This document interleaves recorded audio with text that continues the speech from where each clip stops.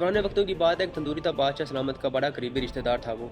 उसका अपना तंदूर था, बड़ा उसका कारोबार चलता था। वो एक दिन बादशाह की खिदमत में हाज़िर हुआ और अर्ज़ की कि बादशाह सलामत, मैं 5 की रोटी बेचता हूँ, लेकिन मैं इसको 10 की बेचना चाहता हूँ। बादशाह सलामत अपने जलाल में थे, मुस्कुराए और फरमाया, तुम 30 की रोटी बेचो। वो बोला कि अवाम तो मेरा जीना हराम कर देगी। उसने बोला कि नहीं, तुम बेचो 30 की रोटी। अगले दिन वही रोटी जो 5 की बेचता था लेकिन 10 की बेचना चाहता था, वो 30 में बिकने लगी। अवाम जनाब सड़कों पे आ गई, एहतजाज करने लगी। बादशाह को पता चला तो बादशाह ने हुक्म दिया कि उस तंदूरी को हाजिर किया जाए। बादशाह ने बड़े गुस्से से जलाल से फरमाया कि तुम्हें किसने बोला कि तुम रोटी की कीमत बढ़ाओ और मेरी गरीब आवाम पर जुल्म करो? अगर तुमने कल से रोटी की कीमत आधी ना की तो तुम्हारी गर्दन उड़ा दी जाएगी। इस पर जनाब अगले दिन जो रोटी 30 की बेच रहा था वो 15 की बिकने लगी। वही रोटी जो वो 5 की बेचता था लेकिन वो 10 की बेचना चाहता था।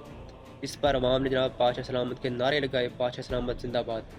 बादशाह भी खुश, अवाम भी खुश और तंदूरी भी खुश। आपने बस ये बताना है कि ये अवाम किस मुल्क की थी।